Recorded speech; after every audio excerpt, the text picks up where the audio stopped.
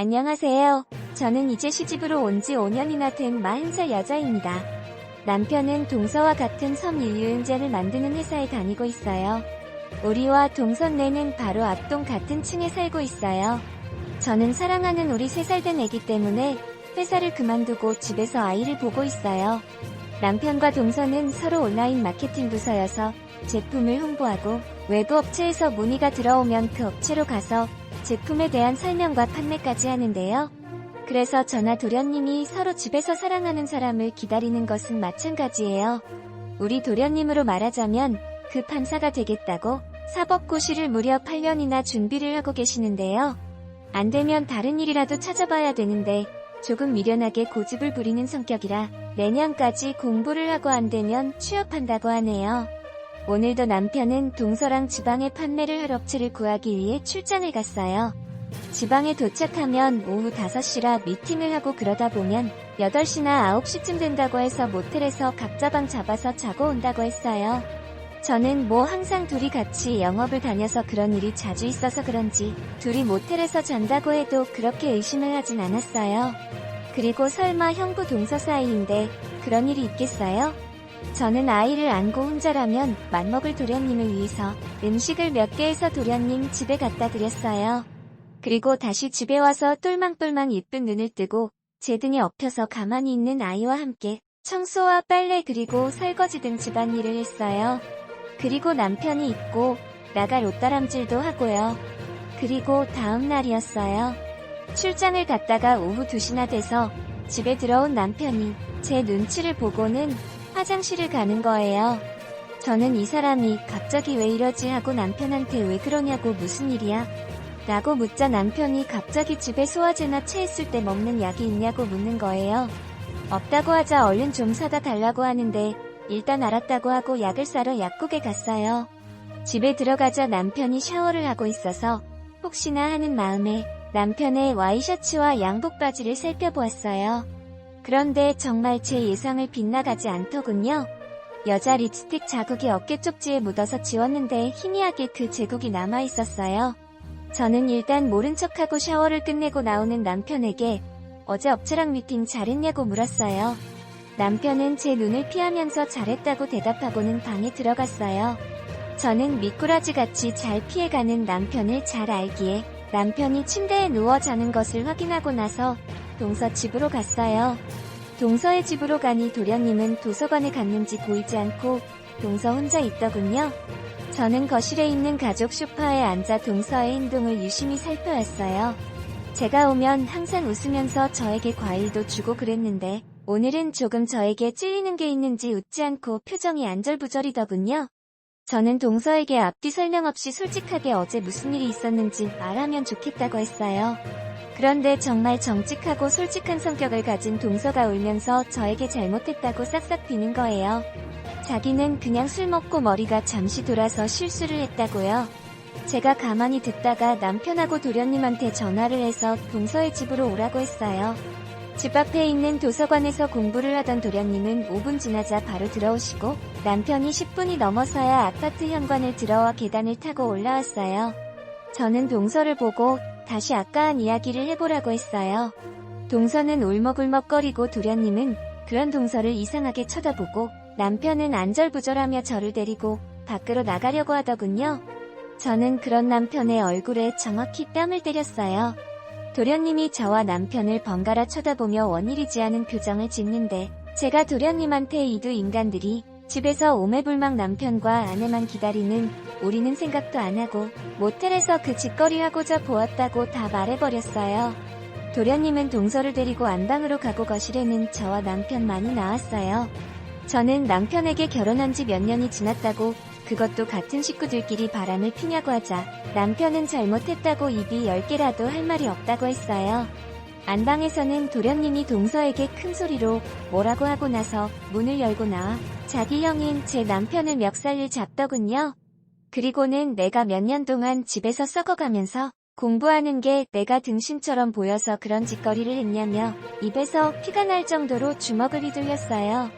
저는 일단 도련님의 집에서 나와 제 집으로 가서 남편 회사에 전화를 했어요.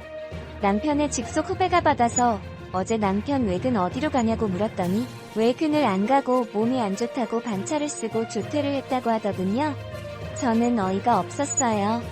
이제 3살이 된 아기를 놔두고 아빠라는 사람이 지 동생 와이프랑 바람을 피다니 마지막으로 아니길 바라며 이 모든 게 거짓말이길 바라며 전화로 확인을 했는데 모두 사실이 없네요. 저는 그 자리에서 일어나 남편의 옷가지들을 모두 꺼내기 시작했어요. 그때 얼굴에 멍이 들고 입가에 핏멍이 든 남편이 현관을 열고 들어왔어요. 저는 그 모습을 보고 아무 말도 하지 않고 계속 남편의 양복이며 속옷 그리고 옷가지와 시계며 반지며 남편의 물건은 다 꺼내서 거실 바닥에 던졌어요. 남편은 저를 쳐다보면서 절망적인 표정을 지었어요. 고작 한순간의 실수로 인해서 그것도 이렇게 단번에 발각이 될 줄은 몰랐겠지요. 하지만 그 단 한 번의 실수도 저는 그 누구보다도 남편을 믿고 그렇게 많은 출장을 보냈던 저는 그것을 용서해줄 수 없었어요. 저는 남편에게 그것들을 가지고 이 집에서 나가라고 했어요. 당신이 찜질방을 가든 어디 또 모텔을 가서 자든 이제 더 이상 상관 안 할 테니까 마음대로 나가서 살라고 했어요. 남편은 제발 한 번만 봐달라고 했어요. 저는 남편에게 너가 다 얼마나 우습게 생각하고 동네 아줌마처럼 생각했는지 몰라도 난 그런 아줌마들과는 다르다고 너가 날 배신한 순간 이런 결과가 나올 거라는 거 예상하고 저지른 짓이라고 하자 남편은 절대 아니라고 정말 잘못했다고 연신 엎드렸어요.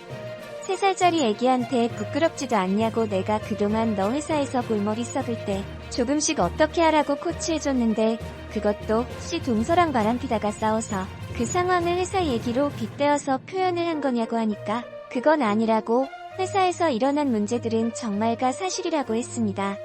외근을 갈 일이 없는데 왜 외근을 간다고 하고 저 말도 안 되는 지방에 갔냐고 묻자 동서랑 여행차 가고 싶었다고 우물쭈물 말했어요.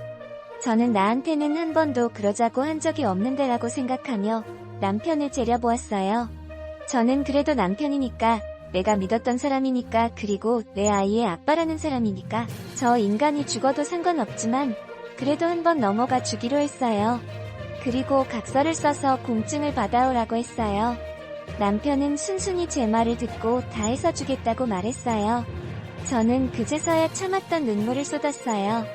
화는 나는데 내가 이때까지 이런 배신을 그것도 남편에게 당해야 하나 하는 생각에 눈물이 났어요.